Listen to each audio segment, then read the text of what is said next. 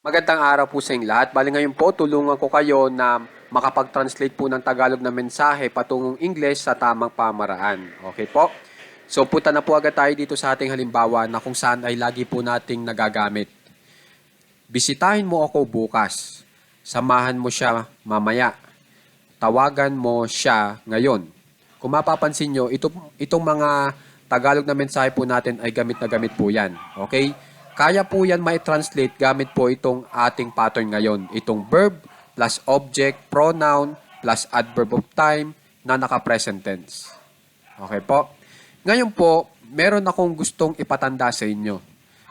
Kung mapapansin nyo, ang mga Tagalog na mensahe po natin ay mayroong gustong ipagawa sa kanyang kausap. Tingnan nyo, bisitahin mo ako bukas, samahan mo siya mamaya, tawagan mo siya ngayon. Okay? Oras po na gumamit po kayo ng salitang mo. Tapos, ang Tagalog na mensahe po natin ay ang ipinaparating na ideya ay patungkol po sa pagpapagawa ng aksyon doon sa taong kausap po natin o meron po tayong iniuutos sa kanya, ito pong mo ay maaari pong wag nyo nang i-translate sa English. Pwede po iyon. Okay? Tatandaan nyo po yon, ha? Kasi po, ang mga Amerikano po, kapag inuutusan po, hindi na po nila sinasabi yung salitang you o sa Tagalog ay mo. Kasi alam na nila na sila yung inuutusan. Yun po yun.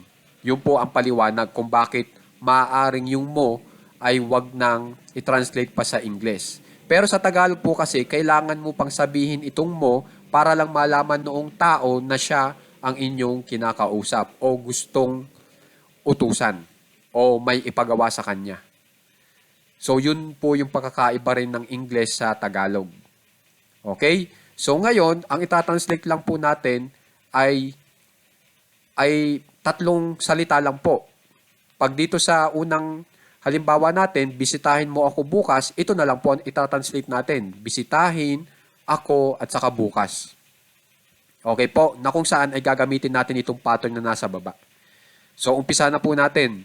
Yung bisitahin po, pag yan ay in English, ay visit. Kapag tinignan nyo sa dictionary ang visit, ang uri po niyan ay verb. So kung mapapansin nyo sa pattern natin, ang verb po ay nasa unahan.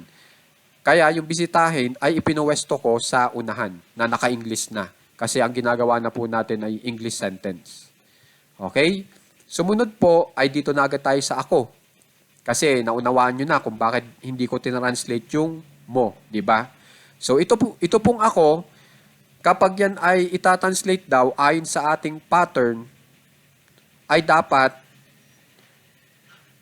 naka-object pronoun. Okay? Kasi po, pag ito ay tinignan nyo sa dictionary, itong ako, ang ibibigay lang po sa inyo ay pronoun. Okay? Ngayon, itong pattern po natin, sasabihin niya ng eksakto kung anong klaseng pronoun ang dapat gamitin para dito sa salitang ako. At ang sinabi po dito, object pronoun. At ang object pronoun po para sa ako ay itong me. Kaya yung ako ay tinranslate ko bilang me. At dapat iposisyon sa pangalawa. Kaya yung me ay ipinosisyon ko sa pangalawang posisyon pagkatapos ng visit. Okay po.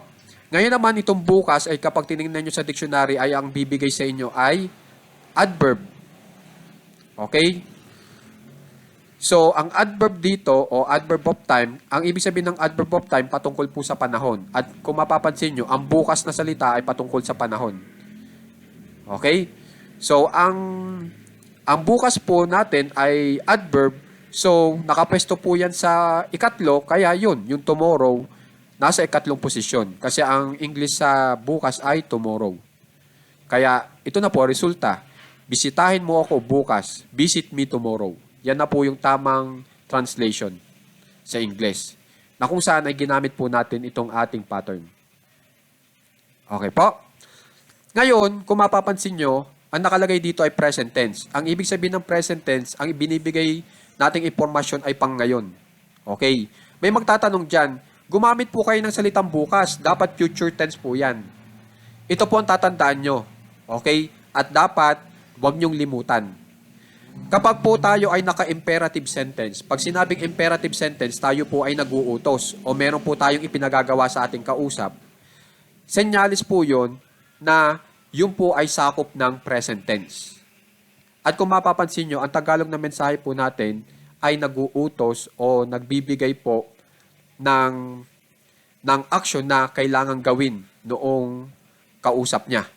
So kapag ganun po, sakop yun ng present tense. Kaya ito pong ating ginawa na bisitahin mo ako bukas, maskin pa may salitang bukas yan, pang present tense po ang ibinibigay nating impormasyon pang ngayon, hindi pang hinaharap. Okay po? So tatandaan nyo po yun kasi mahirap pong makakuha ng ganong klaseng lesson. Sa totoo lang. Yung imperative ay kabilang po sa present tense.